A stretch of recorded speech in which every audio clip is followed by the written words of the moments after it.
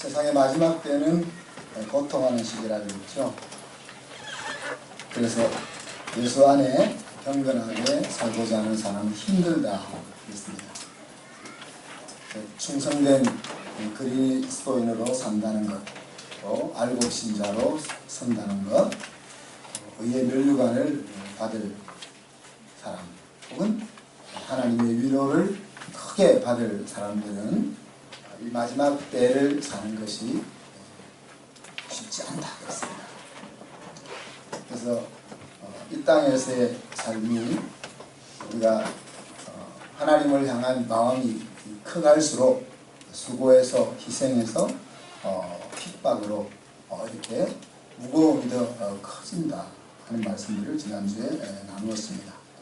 그래서 이런 시대를 살고 있는 우리가 정말 내가 살고 있는 시대가 어떤지를 제대로 인지하고 또 어떻게 살아야 할지를 정리해야만 승리하는 인생으로 살 수 있다고 했습니다. 그래서 그러한 세상을, 그러한 시기를 이기는 능력이 어디에서 나온다고 했습니까? 지난주 말씀은 성경에서 나온다. 특별히 내 말씀에서 나온다. 하나님이 내 마음속에 심어준 그 깨달음에서 세상을 이겨낼 수 있는 힘이 나온다 그랬습니다. 내 말씀이 없다면 어떻게 됩니까?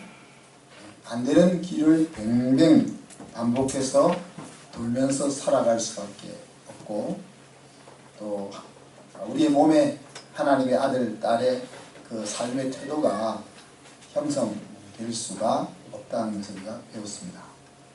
그래서 우리 각자가 정말 말세를 하나님의 군사로 충성되이 살아낼 수 있는 내 말씀들을 날마다 마음속에 가질 수 있기를 기도했습니다.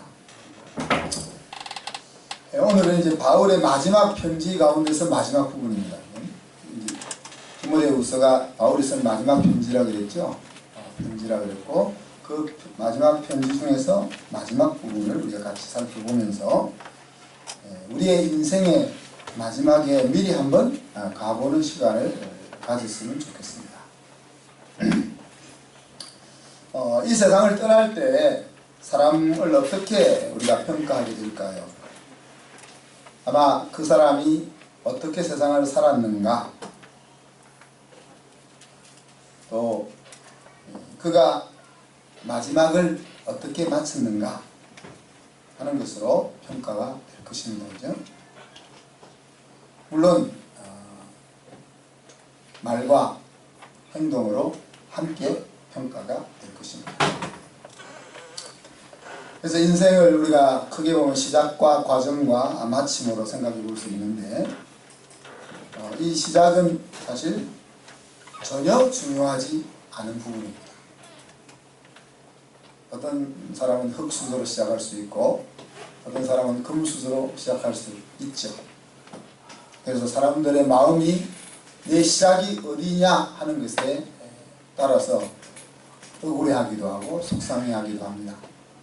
그러나 우리 하나님의 말씀에 비추어 보면은 이 시작은 전혀 중요한 것이 아닙니다. 그 다음에 찾아오는 그 과정은 사실 중요하죠. 그죠? 내 인생의 마침이 세상적인 눈으로 볼 때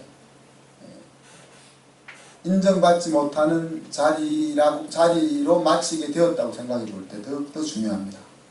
왜? 그런 경우는 그 살았던 과정이 내 인생이기 때문에. 네? 마침은 가장 중요한 부분이라고 생각됩니다. 왜냐하면 내 인생을 어떻게 마치느냐 하는 것이, 내가 아무리 과정이 좋았어도 맨 마지막에 엉뚱짓을 해버리면은 그 과정이 다 물거품이 되는 거잖아요. 또 그뿐 아니라 과정이 엉망이었는데 역전시킬 수 있는 것이 마지막입니다. 우리가 특히 야구를 좋아하는 이유 중에 하나가 역전 드라마가 만들어지잖아요. 우리 막내는 삼성 팬이고 저는 롯데 팬이었다가 삼성 팬으로 전향했는데 시청은 자꾸 롯데 쪽 시청을 이번 롯데가 항상 삼성한테 지잖아요. 근데 올해 들어와서는 삼성만 만나면은 롯데가 이겨요. 12대 6으로 지고 있다가 13대 12로 이기고. 몇 번을 뒤집는. 그래서 야구를 인생으로 비유하면서 그 과정이 좀 문제가 있었더라도 마지막을 뒤집을 수 있다는 것이 사람에게 이렇게 굉장한 뭐랄까 열광할 수 있는 여지가 되는 거죠. 그래서 우리가 인생을 좀 어수선하게 살았어도 마지막에 뒤집을 수 있는 기회가 항상 있다 하는 것이 얼마나 또 중요한지 모르겠습니다.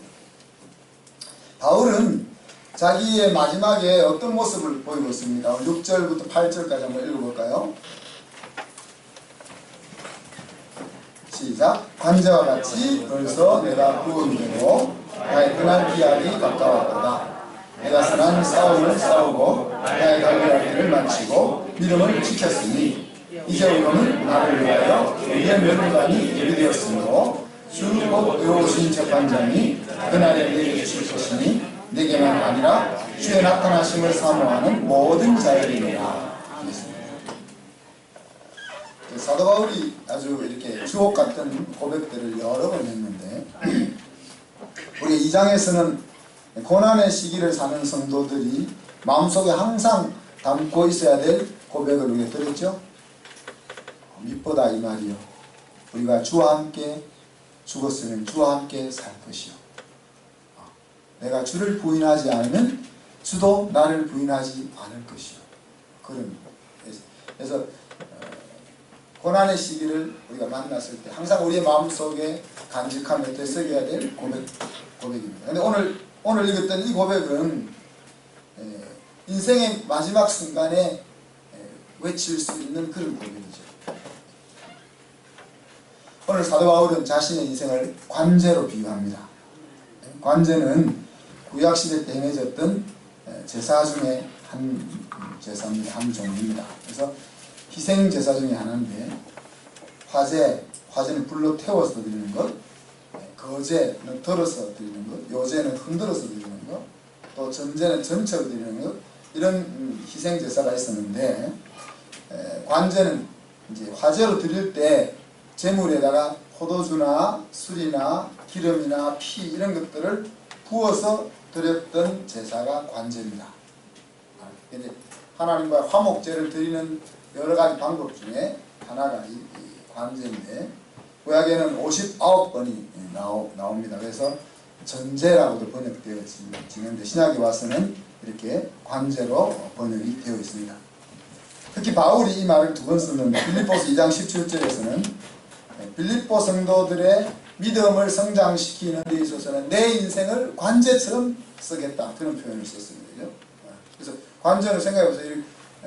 포도주나 술을 이렇게 제물에 부어버리니까 내가 다 소비되어 없어져 버리는 거 아닙니까? 내 인생 전체를 내 영적 자녀들의 행복, 신앙의 행복과 승리를 위해서 쓰겠다 할 때 사용됐던 단어고 또 오늘 읽었던 말씀은 이제 젊은 믿음의 아들 디모데를 권면하면서 이제 자기가 죽을 날이 얼마 남지 않아 자기 인생을 마감할 날이 가까운 것을 비유해서 관제라 그런 표현을 사용했습니다.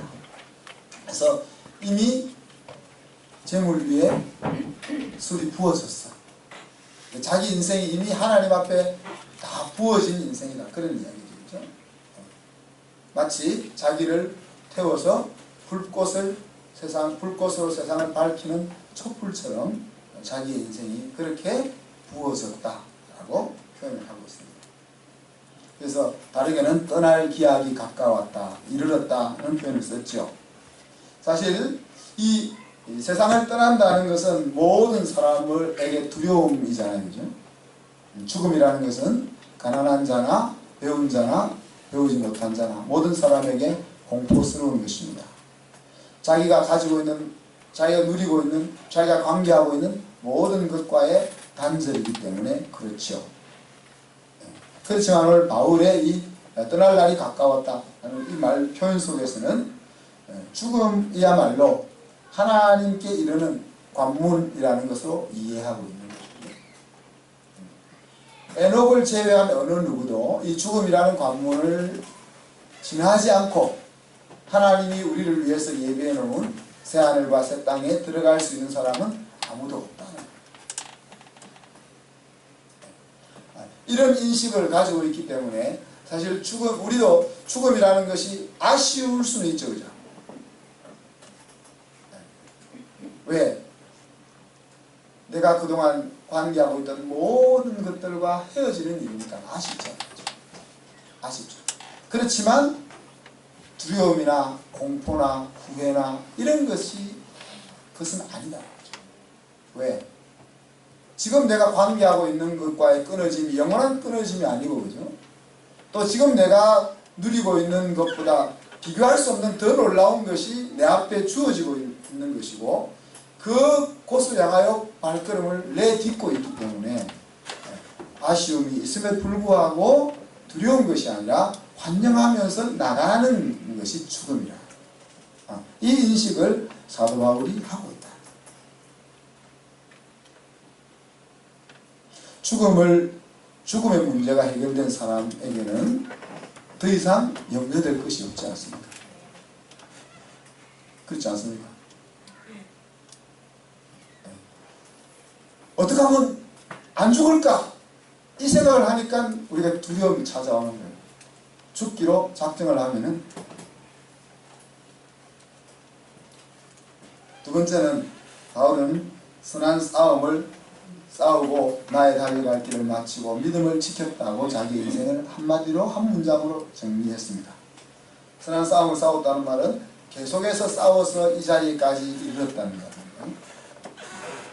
그리고 달려갈 길을 마치고라는 말은 계속 달려서 마치는 결승점 앞에까지 왔다는 이야기. 그리고 믿음을 지켰다는 말은 계속 믿음을 사용해서 오늘 이 자리까지 이르게 되었다 하는 이야기죠. 하나님을 믿는 인생을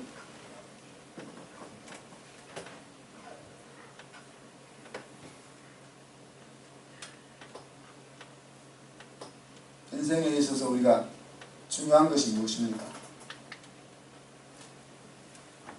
제자들이 예수님에게 나와서 하나님의 일이 무엇입니까? 라고 물었을 때 예수님이 하신 말씀이 뭐죠?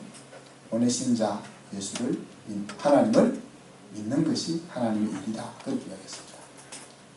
하나님이 우리에게 이 땅에서 해야 될 많은 일을 맡겨주겠지만 사실 그 모든 일보다 더 중요한 뿌리는 나에게 그 일을 하라고 보내주신 그 하나님을 믿는 것이 바로 주님의 일, 우리에게 맡겨진 가장 중요한 일이라는 것입니다.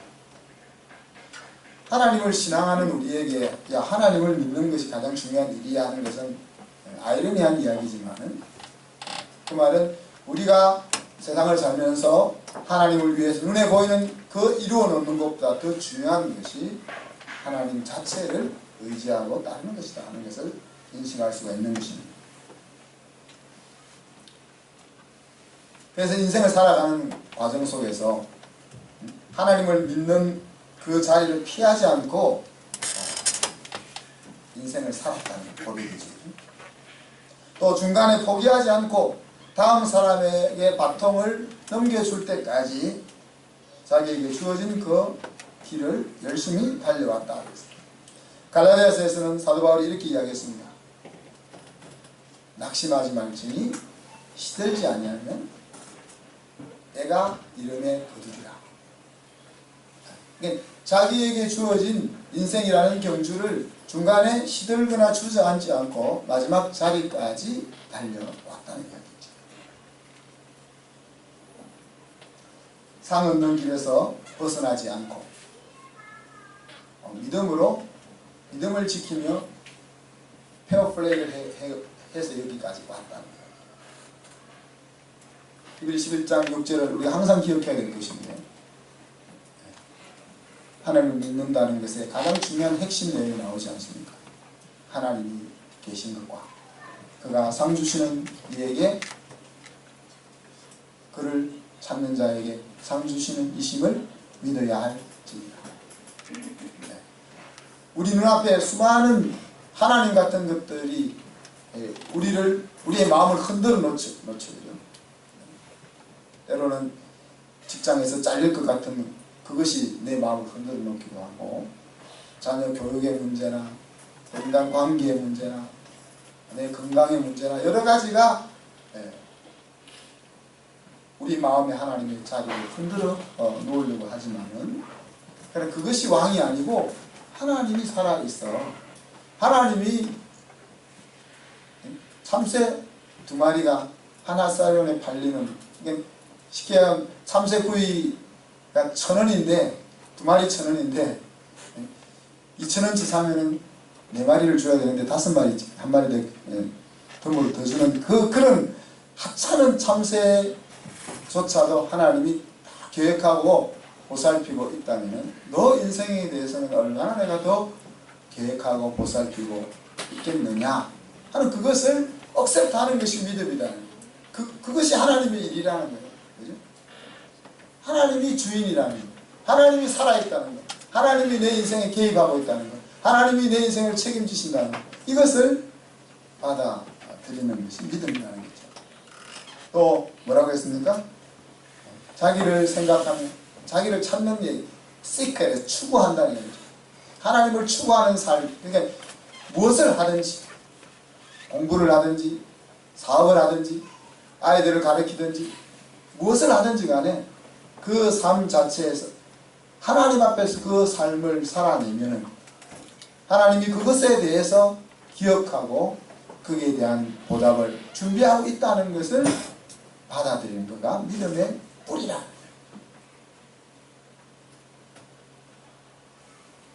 그래서 그 규칙, 하나님, 우리가 이 땅에서 인생의 경주에 갈 때 상 얻는 자는 그 규칙을 따라서 사는 자만 상을 얻는 거예요. 우리가 달리기를 해서 1등을 해도 라인에서 벗어나거나 하면 상을 못 받잖아요. 우리의 달려갈 인생의 경주에 있어서 이 믿음이라는 룰에서 벗어나게 되면 우리가 받을 상은 없다는 이야기죠.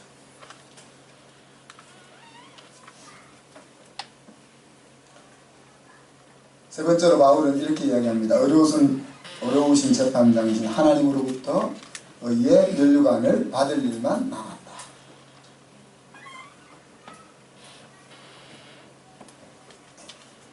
여기서 의의 면류관을 여러 가지로 해석할 수 있지만 우리가 종합해서 한마디로 이야기하면 하나님 앞에 떳떳하고도 자랑스럽게 설 수 있는 자격을 내가 이미 얻었다. 하나님 앞에 부끄러운 모습으로 얼굴을 가리면서 나아가는 것 아닙니다. 그래서 내가 대단한 일을 했어가 아니라, 내가 얼마나 거룩하게 살았어가 아니라, 내가 얼마나 큰 일을 했어가 아니라,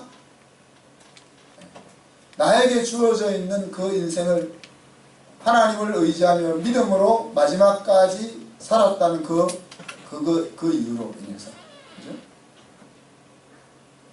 하나님 앞에 고개를 들고 어깨를 펴고 설 수 있는 그것이 자기 인생이라고 지금 이야기하고 있습니다. 특별히 바울은 네로 황제 박해 때 2번째 투옥을 받았으니까 그 당시 백성들의 눈에는 사람들의 생명을 빼앗고 살리고 할 수 있는 힘이 로마 황제의 손에 달려있는데, 그 황제가 최종 권위가 아니고 하나님이 의로우신 최종 권위라 하는 것을 인식하면서 그 하나님이 나를 자랑스럽고 영광스럽게 맞이하기 위해서 기다리고 계신다. 이렇게 이제 자기의 인생을 해석하고 있다는 이야기입니다. 그리고 이것은 자기에게만 아니라 자기와 같이 복음의 릴레이에 뛰어든 바통을 들고 있는 모든 사람에게 동일하게 주어질 약속이다 라고 우리에게 알려주고 있는 것입니다. 이것이 이제 바울의 마지막 고백이었습니다. 이 말 속에는 그의 가치가 무엇인지, 그의 인생이 무엇인지, 그가 소망하고 있는 것이 무엇인지가 담겨 있는 것이죠. 그래서 여러분은 이제 인생을 아까 서두에도 이야기했지만 우리가 아직 하나님 앞에 갈 날이 좀 남았지만 그날이 손살같이 올 거 아닙니까? 그냥 미리 한번 가보자. 지금 만약에 우리가 하나님 앞에 서서 이제 오늘 밤에 눈을 감으면 이제 내일은 천국에서 눈을 뜨게 된다고 생각할 때 어떤 말을 남기고 싶으냐, 남길 것이냐, 우리의 인생과 연결된 어떤 말을 남길 것이냐. 그래서 이 마지막 말씀이 받아들여지는 사람에게 오늘 바울이 당부하고 있는 내용을 여러분과 나누고 싶습니다. 그것은 뭡니까? 2절과 5절에 동일한 내용을 두 번 반복하면서 나오고 있는데 그것은 복음을 전하는 일과 제자를 만드는 일입니다. 자기의 인생에 대해서 오늘 바울과 같은 관점으로 바라보면서 인생을 마무리하기를 원한다면은 너에게 주어져 있는 인생 가운데서 때를 얻든지 못 얻든지 당부할 것이 있다. 영어로는 참 재밌는 표현을 써요. season, in season or out of season 그런 표현을 썼습니다. 메뚜기도 한철이다. 한철일 때는 메뚜기를 볼 수 있지만 겨울 되면 메뚜기가 없잖아요. 그죠? 근데 겨울에도 메뚜기를 찾아라. 그런 이상한 이야기죠. 그죠? 우리 김명절 박인숙 선교사님이 가 있는 곳은 아제르 땅입니다. 아제르 땅에 간 이유는 어디로 가려고요? 네? 투르크메니스탄으로 가려고. 왜? 투르크메니스탄은 복음의 문이 닫혀 있으니까. 그래서 그곳에 몇 번 갔다 와야 돼. 더 이상 투르크메니스탄에 들어갈 길이 완전히 닫혔기 때문에 그 옆에 아제르바이잔에 틀을 잡고 호시탐탐 노리고 있는 거죠. 그래서 투르크메니스탄에서 아제르에 나와 있는 사람들에게 복음을 전해서 투르크메니스탄도 아직도 다 닫혀 있는 곳이죠. 복음에 닫혀 있는 곳입니다. 전략적으로 보면은 안 가야 될 곳이에요. 그렇죠? 일본 같은 곳은 전략적으로 안 가야 됩니다. 왜? 물가도 비싸고 복음을 전해도 잘 받아들이지도 않고 그런 곳은 또 우리를 괴롭혔고 이런 곳은 전략적으로 안 가야 되는 거죠. 필리핀 같은 곳은 전략적으로 가야 돼요. 그냥 사탕만 하나 줘도 수십 명이 그냥. 근데 in season or out of season의 말은 그러니까 전략적으로 문이 열려 있는 곳도 가야 되지만은 닫혀 있는 곳도 가야 된다는 거예요.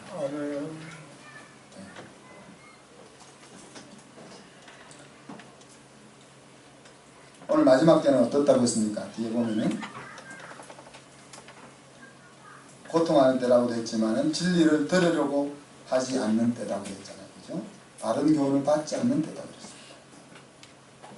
바른 교훈을 안 받으니까 사람이 바른 교훈을 안 받으면 그거를 다른 것으로 성경에는 다른 instead of 대체시키는 것이 있다 그랬어요. 바른 교훈을 안 받으면 그냥 그대로 뉴트럴한 상태로 머무는 것이 아니고 그것과 반대되는 것으로 채우려고 하는 것이 인생이다. 그런 이야기죠. 뭐래? 듣기 좋은 소리를 해주는 사람이나 그런 시류를 찾는다는 거죠. 그리고 자기의 욕망, 그러니까 자기가 가지고 있는 그 욕망을 채우는데 듣기 좋은 소리를 추구한다는 인생입니다. 자기 욕망은 뭡니까? 우리 뭐 거창하게 이야기하지만은 딱 이렇게 펼쳐놓고 보면 돈 아니면 권력 아니면 명예 아니면 그 다음에 섹스 이것밖에 없잖아요. 뭐 다양하게 거기서 이렇게 나누어질 수 있을지는 모르지만은 사람들이 추구하고 있는 욕망은 이거밖에 없어요. 물론 거기에 고상한 성취라는 것이 하나 더 있을 수 있습니다. 그래서 남을 위해서 테레사 수녀처럼 남을 위해서 봉사한다든지 희생한다든지 그런 것들이 있을 수 있습니다. 그러나 그것도 엄밀히 이야기하면은 사실 그 고상한 성취조차도 인생을 바로 세우지는 못합니다. 왜?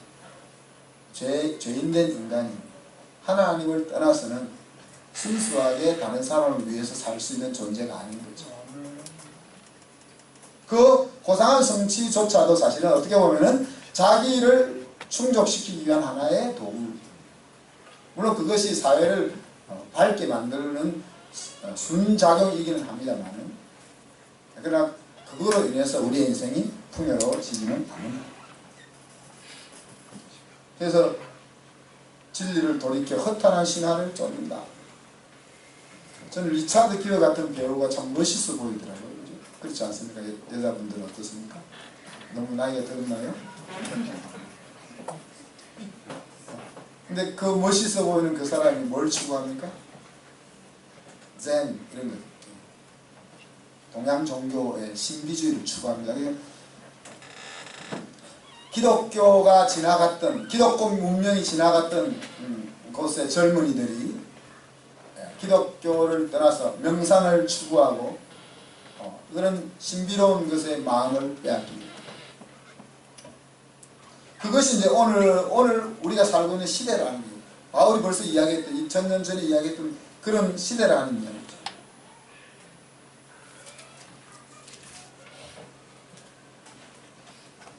그래서 그러니까 어떻게 보면 아웃 오브 시즌인 거예요.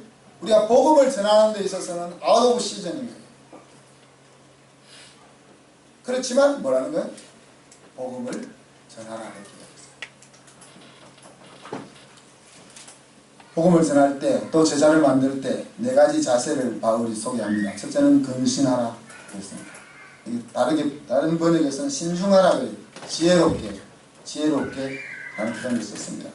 그래서 항상 성경이 성령과 지혜가 충만한 이 말을 함께 쓰고 있다. 그래서 신앙이 비상식적인 것으로 가면 안 된다는 거예요. 그래서 어떤 교회는 저희 교회는 상식이 통하는 교회입니다. 그렇게 홍보해가지고 부흥했다는 교회가 있습니다. 얼마나 교회가 상식밖으로 행동하는지 저희 교회는 상식이 통하는 교회입니다 라고 해가지고 부흥됐다는 교회가 있습니다. 또 두 번째는 고난을 감수하라고 했습니다. 어려움이 있어도 복음을 전하는 일과 제자 만드는 일은 해야 된다. 세 번째는 항상 힘쓰라고 해요. 항상 힘쓴다. 항상이란 말은 조금 전에 제가 이야기했죠. 여건이 조성될 때나 여건이 조성되지 않을 때나. 전략적으로는 여건이 조성된 때만 힘을 쏟아야 되는데, 그러나 이 복음을 전하는 일과 제자를 만드는 일은 여건이 조성되나 안 되나 할 것 없이 항상 에너지를 쏟아야 됩니다.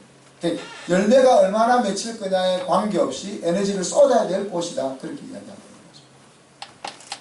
거죠. 마지막 네 번째는 오래 참음이 필요하다고 그랬죠. 오래 참는다는 말은 참는 것에 끝이 없다. 그렇게 이야기했습니다. 참는 것에 끝이 없는 것이 오래 참는 것이다. 그래서 포기라는 말이 없고 멈춘다는 말이 없는 것이 오래 참는 것이다. 왜 복음 전하는 일과 제자를 만드는 일이 이렇게 중요할까? 여러분, 복음을 전하는 것이 그냥 성도 하나를 더 늘리는 것이 아니라는 거죠. 성도 하나를 더 늘려서 교인 수가 더 늘어나는 것이 아니라는 거예요. 제자가 하나 만들어진다는 것이 교회 일꾼이 하나 더 세워진다는 것 이상이라는 이야기입니다. 복음이 전해진다는 것은 그 사람의 인생이 되찾아지고 회복시켜서 복된 사람으로 또 사람 같은 사람으로 일으키는 일이기 때문에 그렇습니다.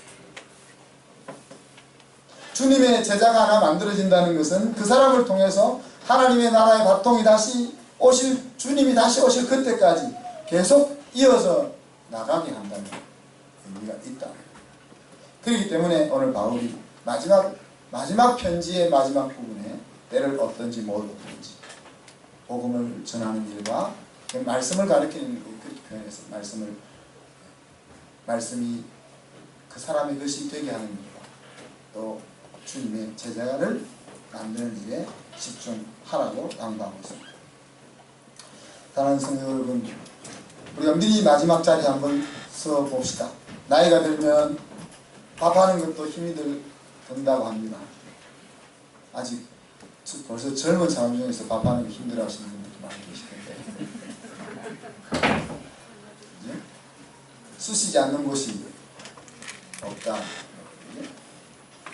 그런 때가 되면은 건강한 생각, 진취적인 생각을 해내기가 어렵습니다. 그래서 전도서 기자는 뭐라고 했습니까? 나이가 들기 전에, 다르게 표현하면 인생에 아무 낙이 없다고 말하기 전에, 하고 싶어도 할 힘이 없다고 고백하는 날이 이르기 전에 창조자를 기억하라, 그렇게 표현하고 있습니다. 그래서 그 시기가 오기 전에 우리가 마지막에 써 있다고 생각하면서 정리해 보아야 될 것이 있다 그랬죠. 그 마지막 자리에서 나는 자녀들에게 어떤 말을 남길 것인가? 여러분이 앞으로 뭐 10년, 20년, 50년 후에 자녀들에게 어떤 말을 남길 것인가? 또 그때 여러분은 어떤 인생을 남기고 이 땅을 떠날 것인가? 또 그 마지막의 자리에 어떤 모습으로 그 마지막 순간을 맞이할 것인가?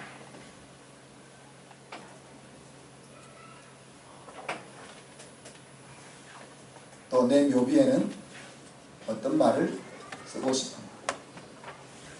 이런 것들을 미리 생각해 보는 것이 지혜라. 그것을 생각하면은 우리가 아무리 간이 커도 마음대로 육신의 욕심만 따라서 살아낼 수가 없죠. 그렇죠? 이 자세가 준비되었다면 복음 전하는 일과 제자 만드는 일에 내 인생이 어떻게 연관되어 있는지를 돌아보아야 합니다.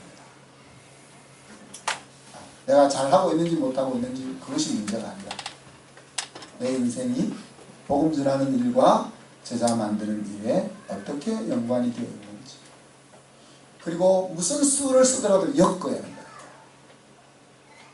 In season or out of season.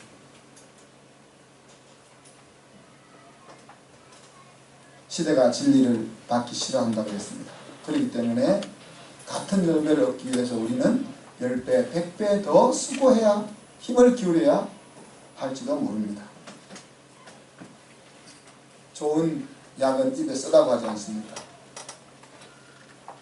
그렇지만 그 쓴 약을 먹으면 몸이 건강해지잖아요. 그런데 이 쓴 약을 잘 받으려고 안 하는 거죠. 오늘날 시대가 그렇다는 이야기입니다. 내가 부족한 부분을 업그레이드 시키려면은 여러분 쓴 말을 받지 않고 그것이 가능하겠습니까? 오늘 우리 교회 자매가 노래가 많이 정리된 것 같아요. 소리가 너무 많이 좋아진 것 같아요. 인생이 정리되는 것 같아요, 보니까.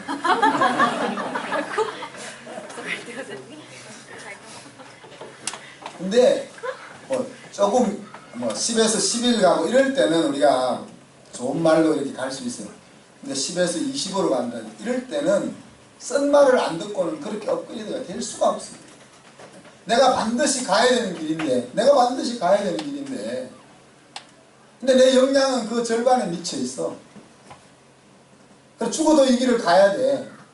그럴 때는 쓴 것을 겪지 않고 어떻게 그걸 뛰어넘을 수 있겠어요? 근데 시대가 그걸 싫어한다는 거예요. 그 쓴 것을 싫어하는 시대에 우리가 서 있다는 이야기입니다.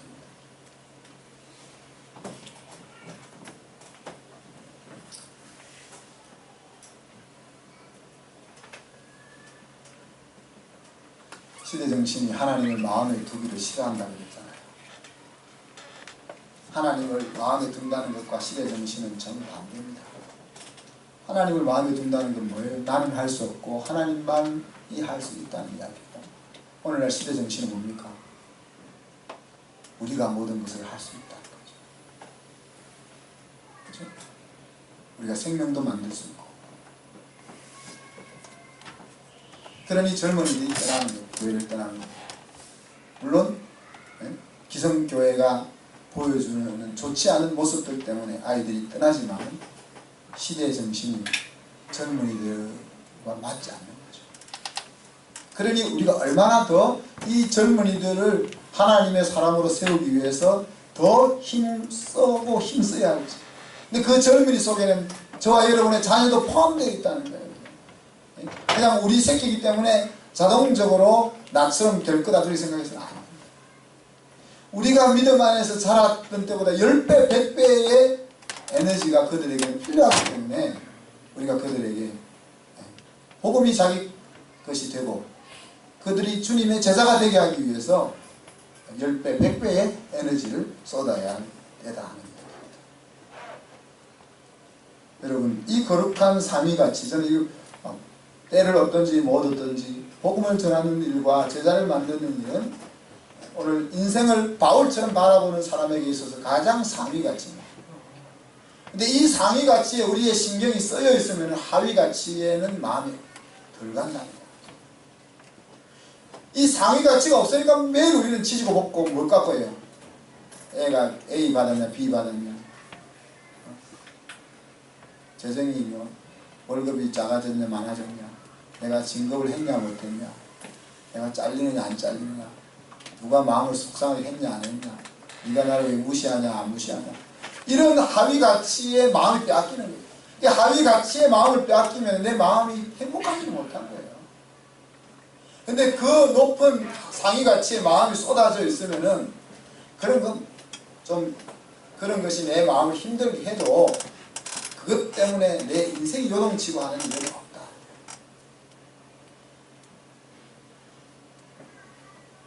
그래서 우리 교회도 우리가 복음을 전하는 일과 제자 만드는 일에 좀 더 집중할 수 있으면 좋겠다. 그래서 친구 만들기 계속 하고 있는데, 여러분이 자신이 없잖아요. 전도는 자신 갖고 하는 것도 아니고, 그죠? 전도는 우리 교회 성도들을 데리고 오는 것도 아니고, 그냥 전도하기 위해서는 내가 복음을 경험해야 되는 거니까. 그리고 내가 경험한 복음을 내 옆에 있는 사람에게 자랑하는 것이니까. 그것이 전도고, 그렇게 해서 이 자리에 들어오는 사람이 있다면 조금 앞서가는 사람이 몸과 말과 행동으로 함께 주님을 닮아가는 사람이 될 수 있도록 옆에서 권고하고 함께 가는 것이 그건 제자 만드는 일이잖아요. 그 일에 우리가 좀 에너지를 더 쏟을 수 있었으면 좋겠어요. 여러분, 집안에서 마음이 힘들고 어렵고 하는 일이 자꾸 발생하면은 한번 생각해 보십시오. 내가 추구해야 될 상위 가치가 없는 것이 아닌가. 큰 것이 없으니까 작은 것에 자꾸 마음이 빼앗기는 거예요. 그래서 더 큰 가치를 우리의 마음속에, 우리 각 가정의 마음속에 그리고 또 교회 속에 그려서 엔간한 일들은 우리가 그냥 잔잔한 파도처럼 지나갈 수 있는 여러분 가정 되기를 주님 이름으로 축복합니다. 기도하겠습니다. 하나님 사랑과 은혜를 감사합니다.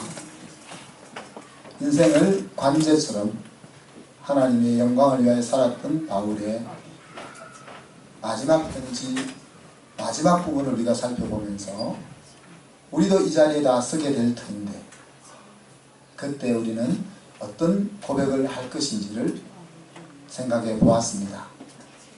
주님, 이러한 자리가 수시로 우리 개인에게 있게 하여 주셔서 인생을 방자하게 살지 않고 참으로 뜻있게 살아낼 수 있는 저희들이 되게 하여 주옵소서. 복음 전하는 일과 제자를 만드는 일은 우리 성도들에게 있어서 가장 높은 가치라고 했습니다.